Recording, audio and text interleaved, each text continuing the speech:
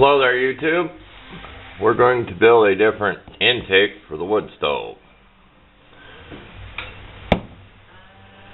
This is a 2-inch pipe nipple.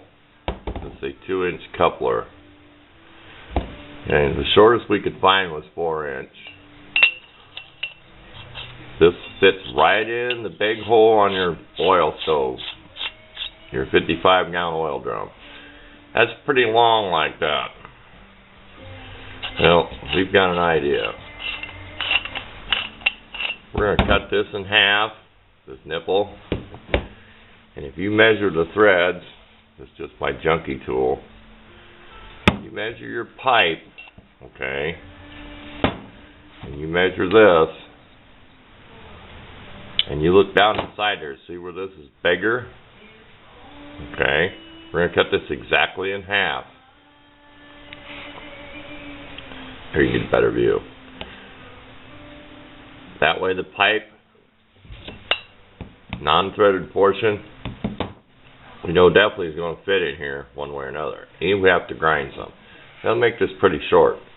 That'll make only half of this coupler, and I'm guesstimating it'll be about like this. You gotta allow for some threads. It's not gonna stick out as far. Okay. Our next idea, I don't know if this marker will show up on camera. This is a wall plate. It's like 81 cents. It's like 3/16 inch thick. It is zinc plated, whatever, galvanized, so it's not gonna rust. This was kind of spendy. This is almost $5. Well, I know this is over $6. Hey, you gotta do what you gotta do. If I can make 2 of these, I can either give away or sell the other one to someone else. So I bought 2 of these plates at 81 cents. I mean, I could have looked through all my metal and stuff. What we're gonna do, this hole didn't come out where I wanted. What we're gonna do on this is, as we go along, we'll explain it better. There will be, I'm gonna go this way. We're gonna disregard this hole and this hole. There will be a hole over here and a nut and a bolt so this can spin open, so this can come open. Then with the extra, so we had the hole, we're going to shape a small little lever handle out of it. Okay, we're going to take as much as we can. It's kind of hard to see the circle there. Let's get around the other side. My marker's dying on me, but it's good enough for me to cut it.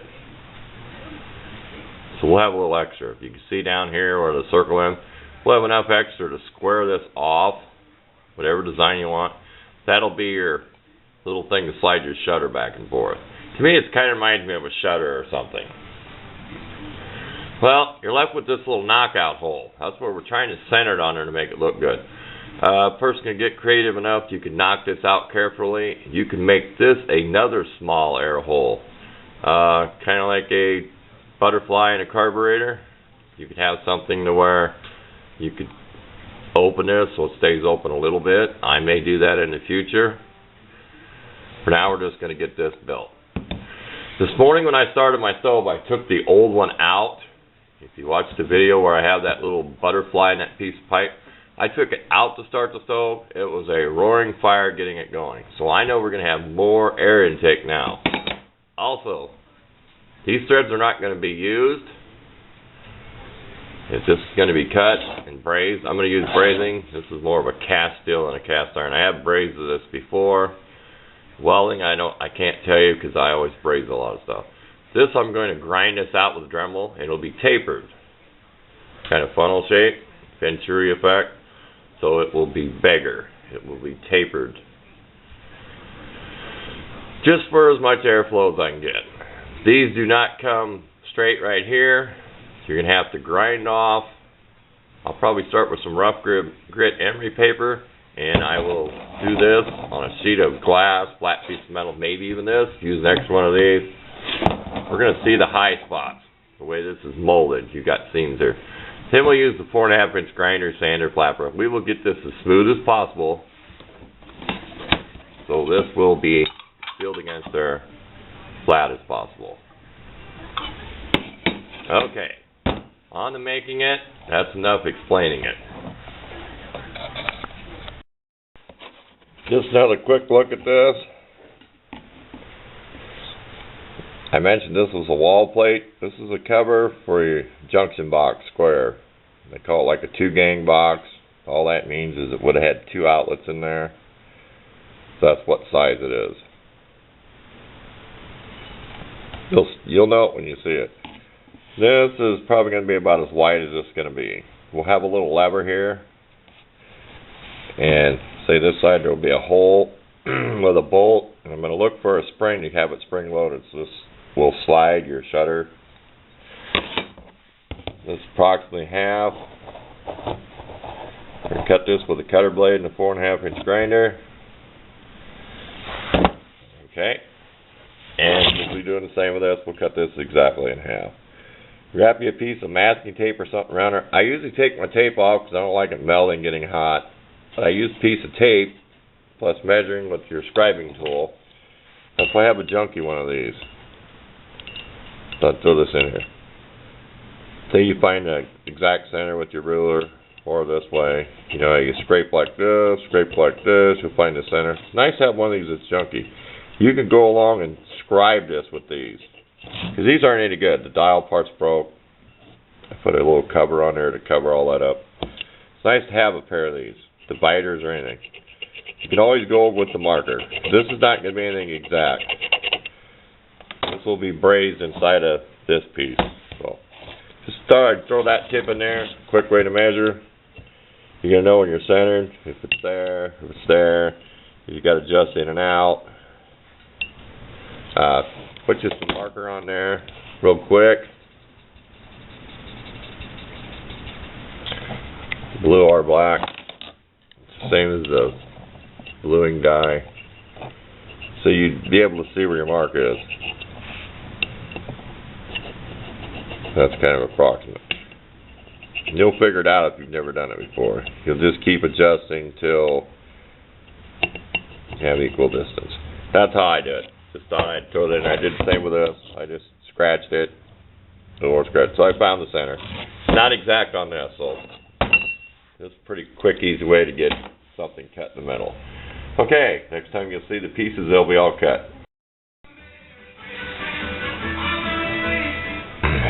Okay.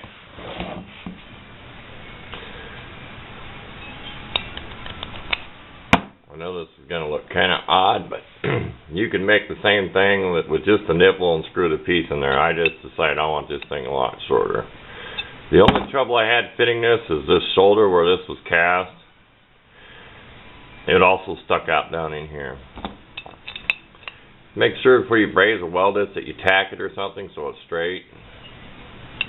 So it doesn't, you know, so it's straight. So it's not like that or something. But it will go all the way in there. This is cut by 4.5-inch grinder. I just put a lot of electrical tape around this end, but I did clamp the device about right here. And I just drew a circle around it with my 4.5-inch cutter blade. I make my groove first on the magic marker line, Sharpie marker. Then I cut it. It's not perfect, but you're never going to see it because it goes inside. Just like this. This is not perfect. I cut it on the line as close as I could. Made a few little mistakes. It'll all be blended.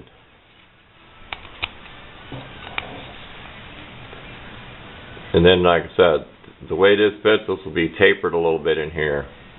When this is all done, I'm using the orange stone. I got a couple left on my Dremel, and it still fills up with this stuff. There is a lot of zinc in this. By the time I'm done, it's going to be brazed outside. It's also a windy day. I use the wind in my favor. Don't braze in this zinc galvanizing. I'll be brazing with the wind blowing away from me. We got 20-mile-an-hour breeze, so I don't need a fan. Or I usually use a fan even outside. I have a fan right where I'm brazing. Anything galvanized. I was sick from it once years ago. I didn't know any better. Cutting 16-inch I-beams. So you can imagine how much galvanizing that was. 16-inch wide by 6-inch whatever I-beams. Said you can make it real fancy. You can braze a whole lot of welding here, and this can all be tapered. You could also taper this before, which I will do. I will taper this before I braze it. I'm going to knock off as much of this I can, so this is tapered. You can do it on your grinder or something. because I want a nice look to it.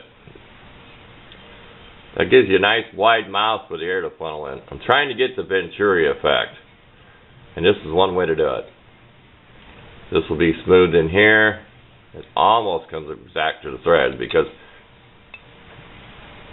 actually that is the size of your threads. This pipe in the top of the thread. But I've knocked some of this off. I will take some of this out before I braze it together. So I'll smooth this out in the Dremel and have this shape. When you do stones like this, not to preach it, when you do stones like this, you get a groove. If you do stones like this, you don't get a groove, you keep the taper. Also, these that come in your little kits, this is what you clean your stone up with. I have bunches of these. You can see how this has been destroyed a little bit. Keep your stone clean on this nasty stuff like this, and it'll last longer. You'll wear a little bit of stone away, but it's better than sitting there and just bearing down on it. You're not getting nothing done because the stuff sticks in it. Do not use any of these on aluminum. Aluminum, use your diamond stuff, and it'll still plug. Okay, back to work. We showed that enough. This will be tapered, and if I have to do it on a big grinder, I may just take the 4.5 inch grinder and device is going to taper this. Really going to taper this off. So this has a smooth, not a sharp shoulder here. Just for looks. Okay, back to work.